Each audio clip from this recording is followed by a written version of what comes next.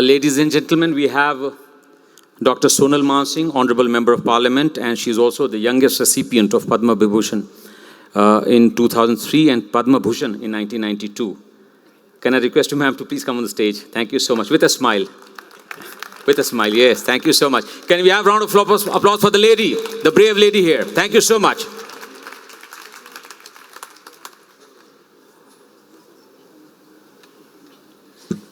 I don't know how many of you noticed my grand entry. And it was all because of Anand Ranganathan. Where is he? He's gone? Well, thank you so much for inviting me. आपने मुझे बुला के मेरा हौसला बढ़ाया है क्योंकि मेरी एक नई किताब जिसको टाइटल मैंने दिया है ए जिग-जैग माइंड, क्योंकि मन और विचार कभी भी सीधे तीर की तरह नहीं जाते अनलेस यू आर अ योगी। बाकी तो जिग-जैग ही जाते हैं, लेकिन लक्ष्य तक पहुंच जाते हैं। तो मेरी और एक किताब हमारी 8 शास्त्रीय नृत्य विधाओं पर भी है, और मैं जल्दी से अपनी 2 बात ख़त्म कर लेती हूँ। एक के ऑथर्स में सबसे पहले तो मैं श्री गणेश का नाम लूँगी, क्योंकि उन्होंने लिखा, वेद व्यास ने बोला और श्री गणेश ने लिखा, तो he is the greatest author, और आप सब उनके बाद के हैं सक्सेसर्स। सो वो महाभारत लिख गए, आप भी ऐसी कृतियाँ लिखें, ये मेरी शुभकामना है, जो सदियों तक जीवित रहे और जीने का हौसला बढ़ाए। दूसरी बात कि अभी स्त्रियों की बात हुई थोड़ी सी, भगवद गीता श्री कृष्ण ने क्या कहा, तो अभी 1 वर्ष के अंदर मेरा एक नया प्रोडक्शन हुआ, नृत्य वीरांगना, और ये बहुत ही आकर्षक शीर्षक तो है।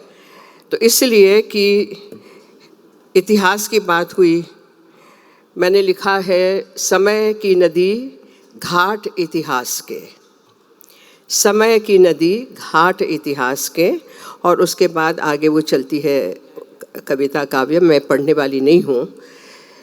मैं नृत्य वीरांगना की बात इसलिए कह रही हूँ कि मलिक जी भी सुने, नेशनल बुक ट्रस्ट वो भी चले गए शायद, एनीवे, कि इतनी अनगिनत हमारी नृत्य वीरांगनाएं भारत में हुई, लेकिन उनकी कोई बात नहीं होती।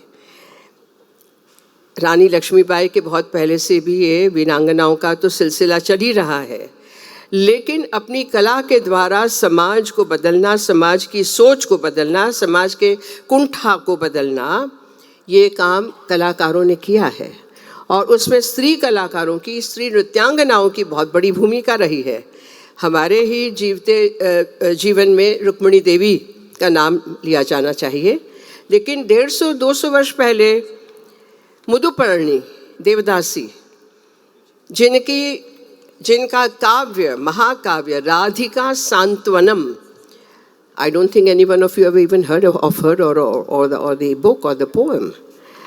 और ये इतना ज़्यादा वहाँ समाज में, दक्षिण में तमिलनाडु, आज का तमिलनाडु, लेकिन उस वक़्त की पूरी जो आंध्र, तेलंगाना, आज का जो पूरा मैसूर, एंड खलबली मच गई। देवदासी ने ऐसा लिखा ही कैसे? खलबली मची, और जिसके कारण बहुत सारे बदलाव आए। दूसरी कुरियर तात्री, केरल की, अभी 125 वर्ष पहले की बात है,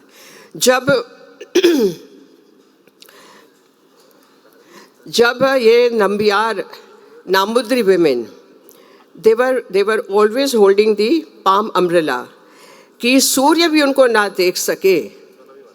और ऐसी तात्री इतनी सुंदर थी, इतनी कलाओं में निपुण थी कि भले उसके पास आते जाते थे, लेकिन उन्हीं लोगों ने, समाज के बड़े बड़े लोगों ने उस पर आरोप लगाए और कास्ट ट्राइब्यूनल बिठाई, उसको बुला के उसको अपमानित किया गया। तो तात्री ने वो 64 भले नागरिकों की लिस्ट थमा दी और कहा कि इनको भी बुलाओ। उसकी वजह से बहुत सारे नियम कानून बदले गए।